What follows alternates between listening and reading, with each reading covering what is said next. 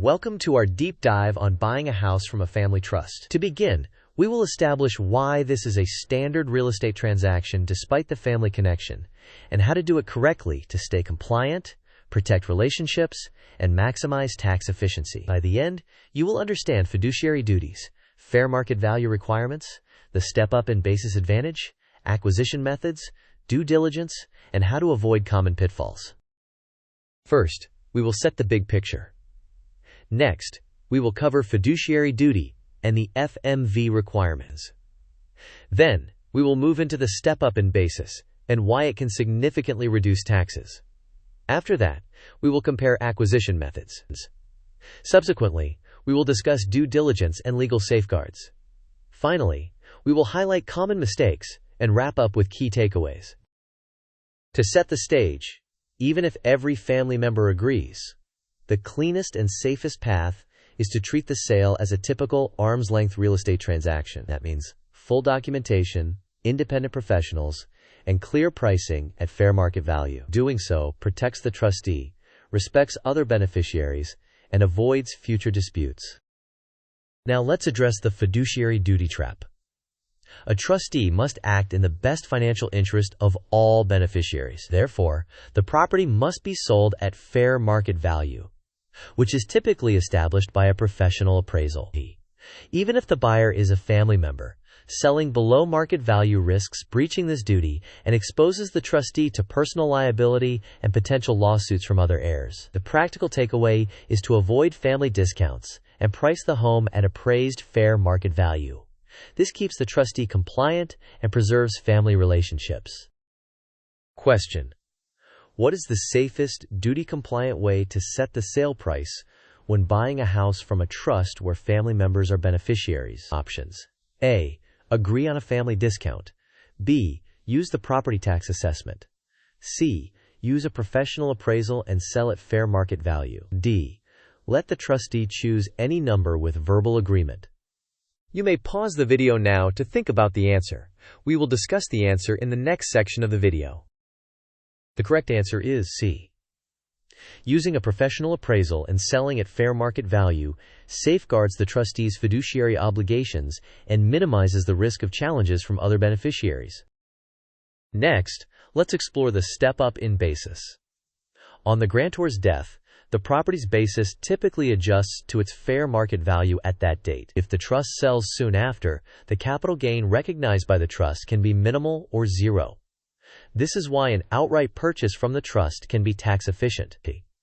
The key is to document valuation carefully and coordinate timing with professionals to substantiate the stepped-up basis. Moving on, there are two common ways to acquire the property. First, mortgage financing. The buyer gets a traditional loan and purchases from the trust at fair market value. Second, seller financing. The trust acts as the lender and holds a promissory note while the buyer makes payments with interest. In either case, the transaction must be fully documented, priced at fair market value, and closed formally just like any other sale. Weigh the cost of capital, payment schedule, and your liquidity when choosing between these methods. This sequence diagram illustrates the transaction communications. The buyer contacts the trustee to express intent to purchase. The trustee orders an appraisal to establish fair market value.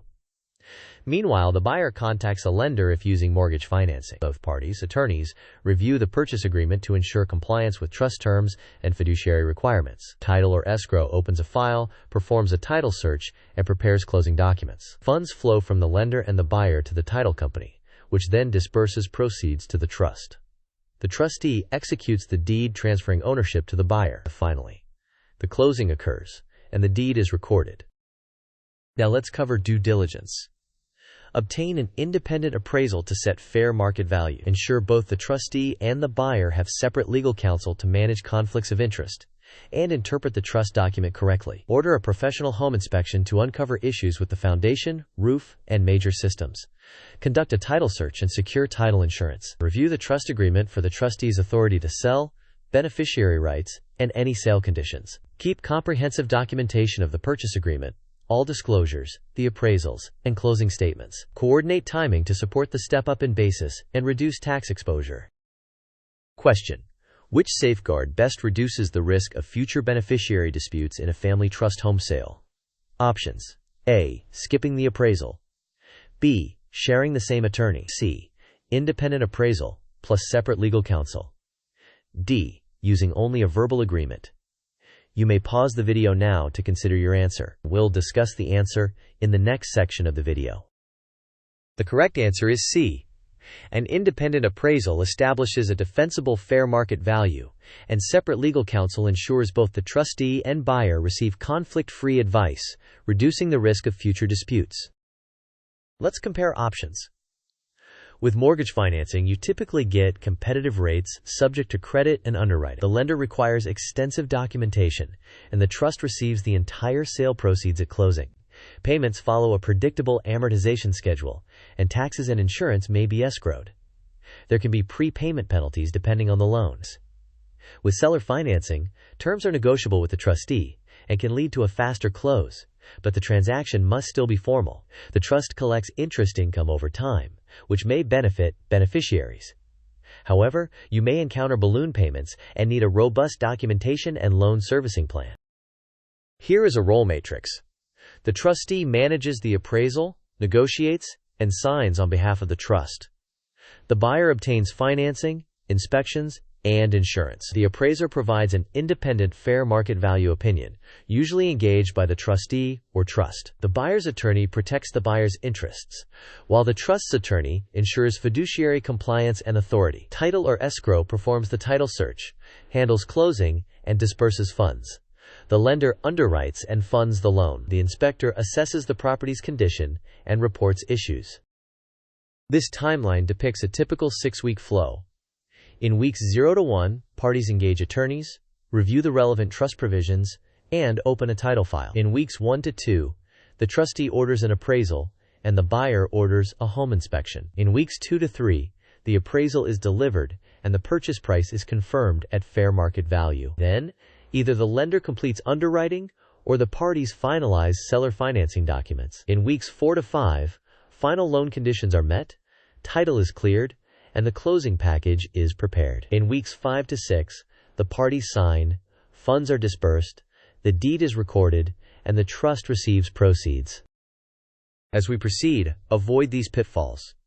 Do not skip the appraisal, and do not rely on property tax assessments for pricing. Do not allow the trustee and buyer to share one attorney because of conflicts of interest.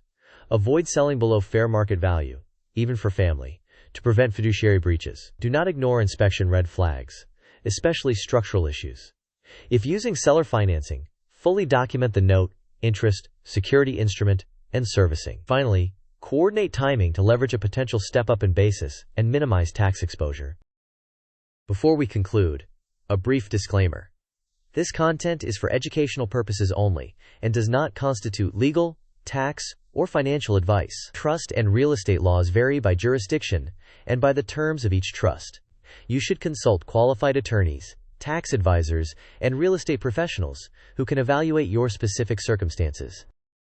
Here are the main points. Treat the transaction like a standard sale priced at fair market value. The trustee must protect all beneficiaries and document the process thoroughly. When applicable, leverage the step-up in basis for tax efficiency.